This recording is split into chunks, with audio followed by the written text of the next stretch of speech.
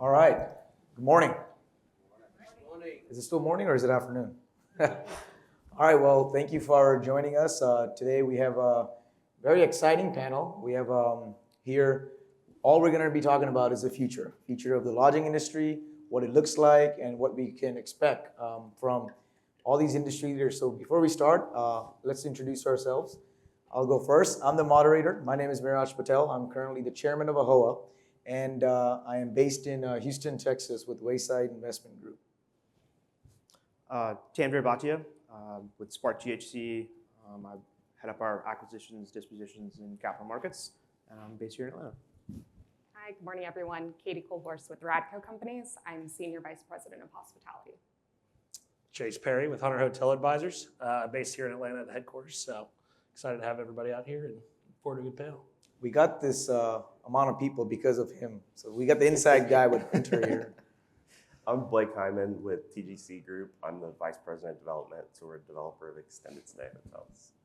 Hi everyone, I'm J.R. Smitherman. I'm the Real Estate Manager for Extended Stay America based out of Denver, Colorado. So as you can see, we have quite of a mix of people from the lodging sector. So before we start, I have a question for all of you. If you can check into any hotel in the world, no emails, calls, meetings, nothing, just relaxing, where would it be and why? Want me to go first? Anybody can start? I think probably. So I went to Bali last year. So the Ritz in Bali, it was pretty incredible, and kind of actually got to do that. So I got to check in and relax and just kind of decompress. So. We're going to need to talk after this because me and my husband were just talking about a Bali trip. Nice. And I'm just going to use this for a shameless plug. So we recently renovated the American Hotel downtown Centennial Park area. It was a big passion project of Radco. We invested around $12 million, converted it from a DoubleTree to a Tapestry brand, which is a higher end, more luxury brand. As part of that process, we worked with Kennesaw State University's history division. Our CEO actually endowed the Humanities College there.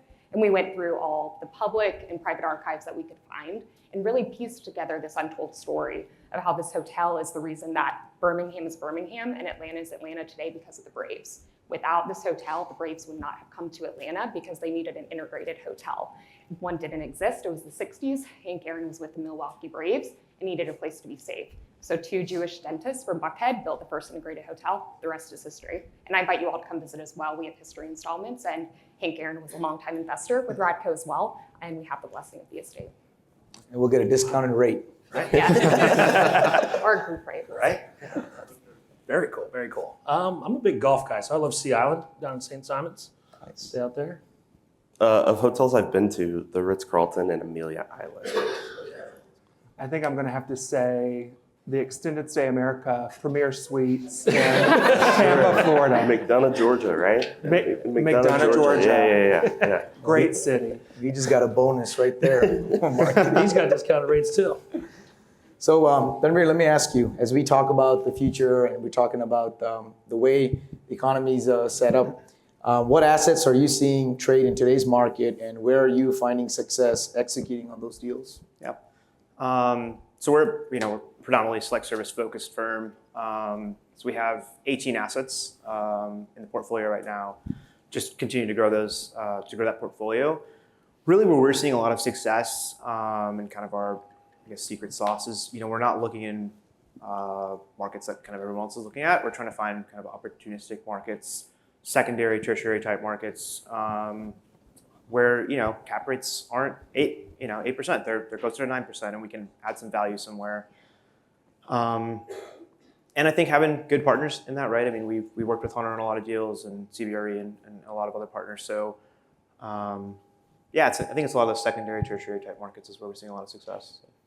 And Chase, how can buyers best position themselves to be awarded a deal in today's tough environment? Because walking the show last two days, the word is this particular thing that what is a good deal and what does that look like? And what are you seeing when it comes to on the brokerage side?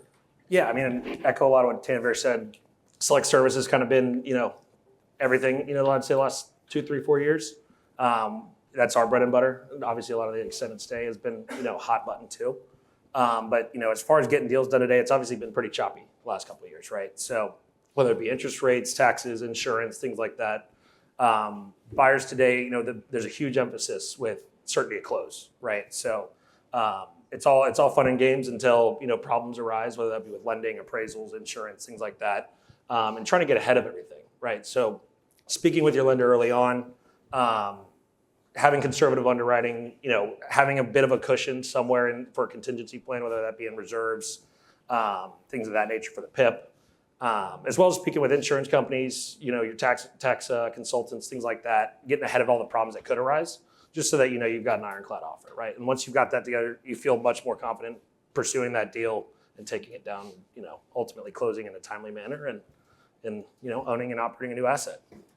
So since the pandemic, we've all been hearing that select service has always been the beauty and the darling of the lodging industry. But when you look at the extended stay segment, there's been a huge interest in the extended stay segmentation. And that primarily started after the pandemic, after the performance that it had in the market.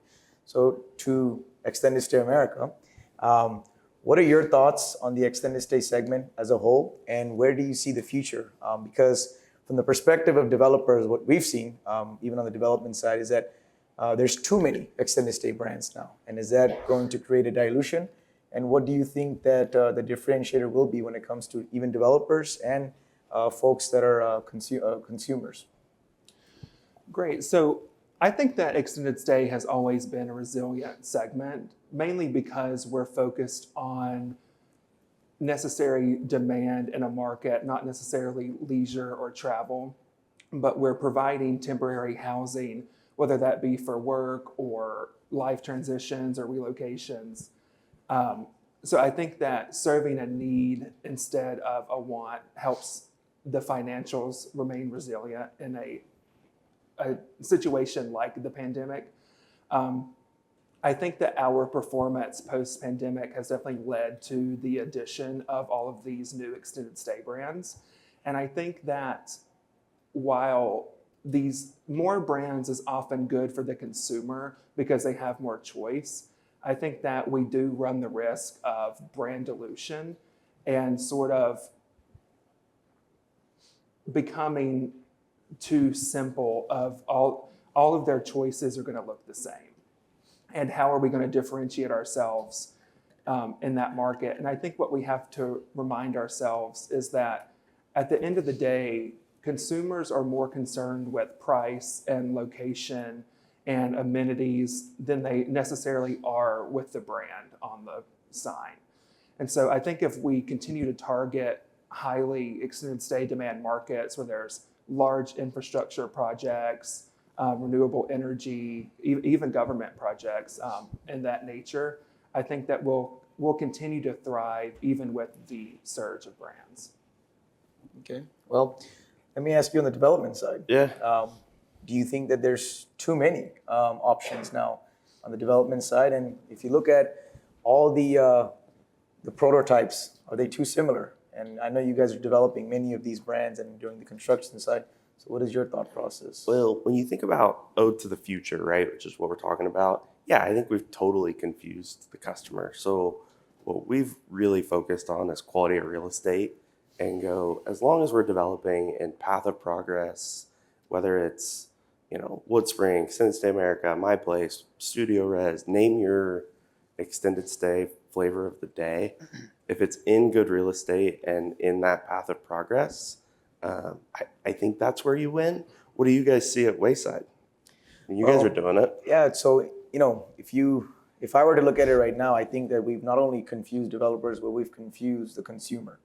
If you look at the typical prototype for each of these, extended stay segmented brands, they're all the same. I mean, same prototype, same amenities, same cost, and what we're doing is we're developing them in the same markets. And I think that when you look at the future of this particular segment, we don't want to be where we're at a point where we've given too much out in the consumer, and we're not going to see that return on investment, right? So I think on the development side, I think that as an industry, and this is just my perspective, and I think Chase, you can even give your input. The economy segment, we're going to have to take on the extended stay segment, we're going to have to take a pause. And I hope that we don't have another brand launched at this conference as well. Yeah, I don't think there's another brand launch, at least in the extended stay space, on the docket this year. But to y'all's point, with all these brands, right? I think it's going to be interesting to see because JR made a good point with, and so did Blake, with quality of real estate and price, right? Does brand really drive a whole lot of business to these extended stay hotels, right? If it's on a good corner and it's got a good price, there's an argument that do you really need a brand, right? And when you have the confused customer and somebody that oftentimes just needs a place to stay that's somewhere local, I think that's where we're going to have to see these brands prove their value, right, on that front. And another big point that we're seeing too, and Blake probably and probably Mayor's too, on the development side, right, with construction costs and things like that rising so quickly, do development deals in this space even pencil, given the lower ADRs and things like that? It's a little bit easier to underwrite a deal that's at a $350 ADR, right? But if you're charging $70, $80, $90 a night, our construction cost is going to make that prohibitive from here. Yeah, and I think that's why we've seen many of these brands also launch conversion opportunities as well. And I think we've simplified it where construction space was overall square footage was much larger back then because the cost penciled in, and now we're able to even build in kitchens within these hotels as well. So we've seen many of these hotels now become extended stay because of that. Katie, what current and future trends do you see impacting the hospitality industry, and how can leaders prepare for them? Yeah, great question. I think right now the biggest trend is uncertainty. Not to give a non-answer, but I think we all wish that we had a crystal ball right now on what is going to stick and what isn't. Feels like we're in a little bit of a tennis match with the administration, the news cycle, the pivoting. I know that we're seeing it with government group bookings canceling, then coming back, starting on the agency side, moved over into some military. Who knows if that's going to be permanent or not? But it's something that we can't overcorrect prematurely, but we also can't get comfortable. So having those conversations with your teams, proactively diversifying your group base of business, finding ways to keep things positive. Whether we're going up or down, there's still winners and losers, even in a difficult and declining market. Something else that I'm keeping my eye on too is with the recent FAA changes and some recent fears with potentially flying. I don't think it will ever get back to the revenge travel that we saw post-COVID, but are people going to opt for wheels over wings this summer? And our families going to be driving to more drive-in leisure destinations? We'll see. But it does seem like there's going to be a lot of short-term changes until we fully understand what the long-term path here is for the hospitality industry. Absolutely. And to that point, Tanvir, in the next coming years, in a tough transactional rate environment, how can a group like yours provide certainty that financing will be in place and you'll have financing at the time of closing? Yeah, it's a great question. Relationships. I think the reality is having relationships with lenders, kind of what you said earlier, right? I think starting the process earlier, right? What I've seen is a lot of groups wait till they're 15 days into diligence to start looking for debt, and most lenders can't close in 45 days, right, or 50 days. So I think relationships and then providing surety on deals, right? So surety of close in the transaction market, I think, is really important. And so I think hard money goes a really long way. I think the reason we've been able to win a lot of deals, we've closed 8 deals in the last 8 months or so, and predominantly it's been having those relationships with lenders and surety of close, so providing hard money and Hard money day one. Speaking my language. hard money day one. There you go. That's Chase's first thing to say any deal we look at. So when we talk about financing overall, we're seeing that there's a little bit of an ease when it comes to, let's say, acquisition side. But a group like yours, where you're doing many new construction projects, are the numbers penciling in, and is financing a bigger? I mean, financing overall is a challenge, but are you seeing it a little bit easier past 6 months? I think he's right. Whether it's lending, construction, your front desk age, go down the list. The word relationships has always been the most important, whether that's in life and business and any of it. And I think in a post-COVID world, if you talk about the future, there's a ton of cool ideas out there, right? Like self-check-in, all the different things that take people out of it, that help cut costs. I don't think outweigh the value of the relationship and the interaction, whether it's at the city where you're trying to get your permits, with your lender. Go down the list. The word relationships is by far the most important thing, not in our industry, but in life, in my opinion. And I think too, and I think you guys can agree, it's right now it's leaning into your competitive advantages, right? Setting yourself apart as a buyer, as a developer, things like that. When stuff is hard, right? Whether that be development costs, permitting, getting lending, leaning into those competitive advantages that you have over the market, whether that be the relationships that you have and processes that you have and things like that. That's where we've seen, these groups have a lot of success, right? We talked about it last night, Blake, where you guys are able to move very quickly on these development deals. And when an opportunity, arises, you're able to be kind of first to the punch, beating out the market, whereas, other groups are still on first base. Y'all are right in third, right? For sure. Yeah, I would like to echo the sentiment by my colleagues that I think that the relationships that you build matter just as much as the numbers. And what I mean by that is I started my career as an analyst, like many of us do, and I was so passionate about the numbers and the analytics and the financial modeling that I tended to neglect networking and building relationships early on in my career. And I think that as I've progressed, I've learned that those relationships are important because you could have the best financial model in the world, but if no one knows who you are or trusts you to execute, you're not going to get the chance to prove it. And so I would just say that it's definitely important to network and build relationships within the industry, but also don't forget to put people first in the guest experience as well. So a question for, I guess the group, but Dharmil, we'll start with you. What we've seen over the past couple of years, especially after the pandemic, many groups have now shied away from keeping management in-house, and they've gone to third-party management as well. One being the fact that labor and operations has been a big challenge, and so a lot of focus on the development side. But how do you keep these third-party management companies accountable? Yeah, it's a great question. It's very difficult, honestly. So I think, out of the 18 hotels, we manage 6 of the 18. And it's just the ones that we can kind of drive to, touch and feel and be around. The other 12 are all third party. And so I think for us, the way that we hold them accountable and make sure they're hitting numbers, obviously relationships, right? And building the trust with the management company.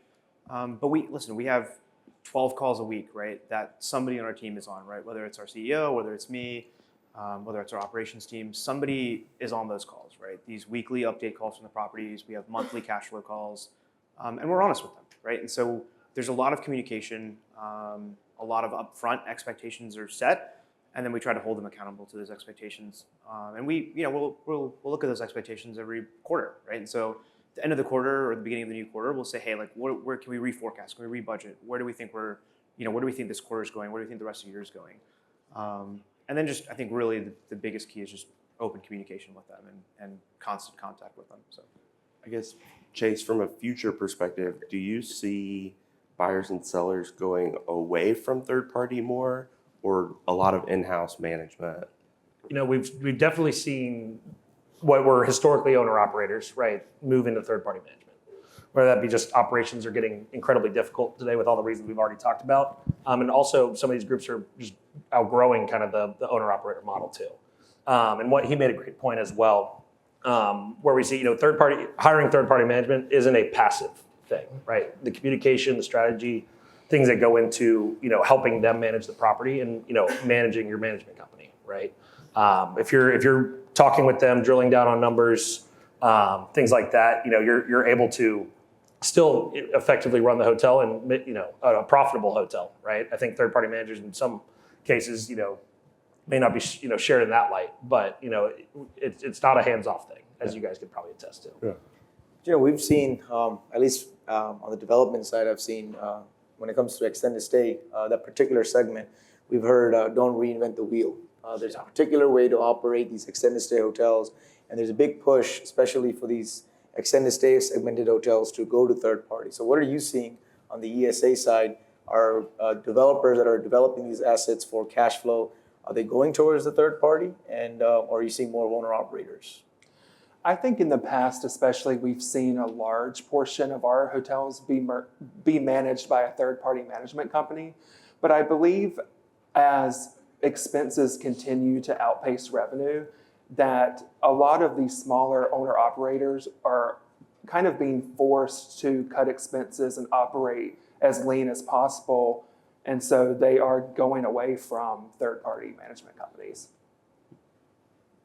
You guys are in-house. We What is your manage. I mean, perspective? I wouldn't go build a AC and manage it, right? That's not the world we live in. So we play in our sandbox and only our sandbox. A question for the group. Which particular market are you seeing the most activity in, and where do you guys have a higher focus on when you look in the development side as well? Well, I'll let you guys go first this time. Sure. We prefer, Sunbelt, pro-business areas. We love a blue dot in a red state as well. Currently, we own 12 hotels, mainly throughout the Southeast, and then also Arizona. Arizona has also been a great market for us as well.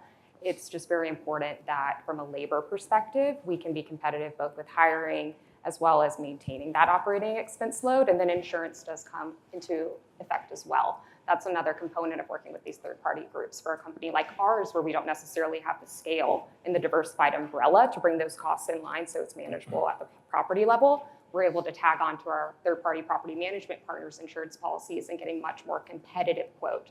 Fortunately, in markets like Florida, we are seeing some of those property renewals decrease year over year, which feels like we've reached that correction point. And what we've heard anecdotally is the recent fires will be more so affecting the residential insurance market, but we'll see. So it's really a nuanced answer for us in that there's no one clear space or city that we're only investing here. You have to make sure that all the different moving pieces actually work together and are accretive for the investment thesis. Yeah, and I think too, like you said, the Sun Belt and the Smile States, all the tried and true markets that we all know and have known for years. But I think some of the opportunities that we're starting to see are in cities like San Francisco, San Diego, New York, cities and large markets that got beat up pretty bad during COVID. That whether it's office, industrial, hotels, apartments, all that stuff. I think you're starting to see some activity pick up there now as the bases have been lowered. Some groups are going to be taking some losses, but I think there's going to be a lot of activity in the next year or two with some of the institutional money coming into those markets as well. I think you should answer this one too. You go first. All right. We're in 17 states, so I can give, the obvious answers, but my favorite pocket that's not the obvious answers is the Mountain West. My boss really wanted me to say California, but the Mountain West is just a wonderful pocket. Yeah, I mean, Extended Stay America has such a wide selection of markets across the U.S. I don't necessarily have a market in mind to pinpoint, but I would say that population growth is probably an underrated metric in terms of researching markets. I think that there's a lot of extended stay demand generated through infrastructure work and just local expansions, people moving to cities like Austin and Charlotte and all of those high population cities that people need low cost, effective housing in those markets. So I think that you see high extended stay demand. I think to me, I really like the secondary, tertiary market still. I think over the years, there's been so much development, so much supply, even when there's not demand in that area, in these primary markets. And there's still so many pockets, and I can speak on just the state of Texas. We've seen over the years, there's old assets in the secondary, tertiary market where there's an opportunity. We ourselves also are into new construction as well. And we've seen that a new construction will always outperform the older box, right? No matter how much CapEx you put into it, it's just the box itself will perform. And so to me, I like that there's pockets out there still available, and the older assets are either on their 20-year cycle now. They got an extension maybe for their another 10 years, but they're also coming out of these old areas. And some of these brands, especially extended stay hotels, we've seen a big surge in the secondary, tertiary market. So I think that there's still a lot more opportunity out there. Yeah, I mean, I would probably echo that, right? I think where we're seeing a lot of opportunities, kind of what I said earlier, it's the secondary, tertiary type markets, right? We're looking in the Northeast a lot. So I think Yeah, I would say secondary, tertiary markets, right? How small of a market are you guys in? I mean, define small. That's what I mean, like trying to one up secondary, you here. tertiary. Yeah, Like, so, I how mean- small do you define that? Yeah, so like would I go buy something in Miami Beach? Probably not, just because there's no value for us there. But would we go buy something in like a Fort Lauderdale or maybe not downtown Tampa, but like right outside of Tampa, right? So where what we look for is diversity of demand generators too, right? So we need to have 5 to 10 good solid demand generators in any given market, right? So I think it's driven by rate, demand generators, and then labor costs, like Katie said too, right? Labor and insurance costs. So. Yeah, and I think too, like suburbs and major metros as well. Shameless plug for Lake in McDonough, Georgia, and Alpharetta, Locust Grove, things like that. I think Alfred is a great example. Right. Yeah. I think everybody likes to look at the center of these large MSAs, but there's a lot of opportunity as well. And these, as we see this urban sprawl continue to grow, Atlantic just is an easy example, but I think you can say the same for most top 10, 25 markets in the country. I would also encourage investors, while new development is definitely attractive from a returns standpoint, I would encourage investors to be more creative and flexible, and especially with the rise in construction costs, we're seeing a lot more conversions of either older hotels to extended stay or even multifamily buildings to extended stay. So I don't think new development is always the answer. I thought that was going to be a shameless plug for your 37 that are on the market. I was leaving that up to Chase. Okay. Be in the back handing out business cards. Well, overall, we've seen when we talk about the future of the lodging industry is here, but the future of the lodging industry are the people, right? And there's a lot of young professionals here in this audience as well. So thank you guys for being here. What is one piece of advice that you would give for the future leaders of the lodging industry? Sure, I'll jump in here. And whether it's a future leader in the lodging industry or any other industry, frankly, the best piece of advice I can give you is to establish buy-in, to build those interpersonal relationships, whether it is your direct reports, your superiors, your vendors, your external partnerships. Build that interpersonal relationship so that you're no longer having a dialogue and it feels like you're sitting across from each other at the table. Establish a rapport so it feels like you're sitting on the same side. Make sure that they feel like they have an investment in the success and the goals of the organization, and also personally. People want to feel appreciated for their hard work, especially when it's deserved. And if you can make somebody feel like they're sitting next to you instead of across from you, not only is it going to help ensure your success during the good times, when we're in a great cycle and things just kind of come to us, but it will help ensure sustainable success when things are more challenging, because that's what you really need. Somebody that you can pick up the call and say, hey, I need a second look at this construction quote. I think something's going wrong. Are you guys seeing what I'm seeing? And also so that they feel like they are leaning in, not only for themselves, but for the organization as a whole. And it takes time. But if you start doing that now, it's something that's going to pay dividends as you progress throughout your career. Chase?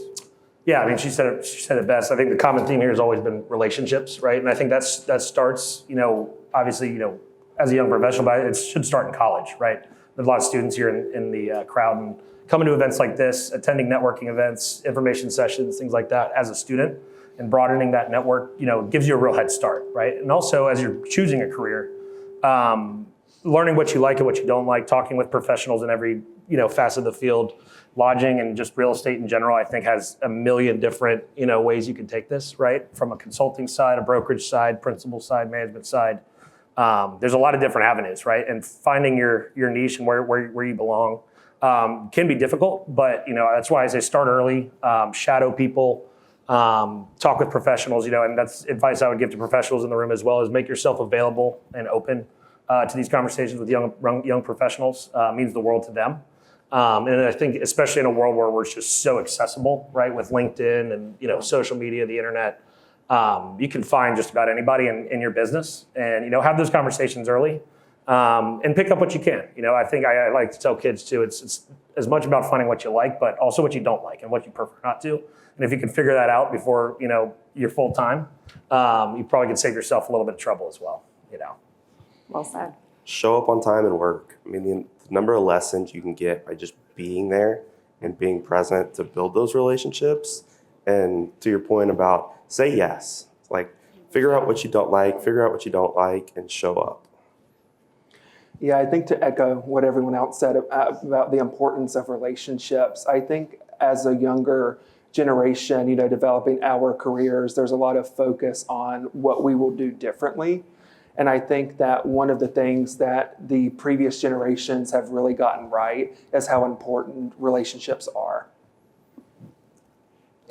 I think this is very well said. I would say just like do the next right thing, right? So I think a lot of times, especially for like the younger people in the room, it's overwhelming to think about the next year, 5 years, 10 years, kind of where you want to be. And sometimes it's just doing the next right thing, right? So whether that's networking or showing up to work on time, or kind of putting in relationships, equity in relationships. I think just sometimes you got to take a step back and just say, hey, what's the next thing to do? And just do that well. And kind of focus on one thing at a time, and then that'll build, right? And careers will come, like you guys will be successful, and it takes time.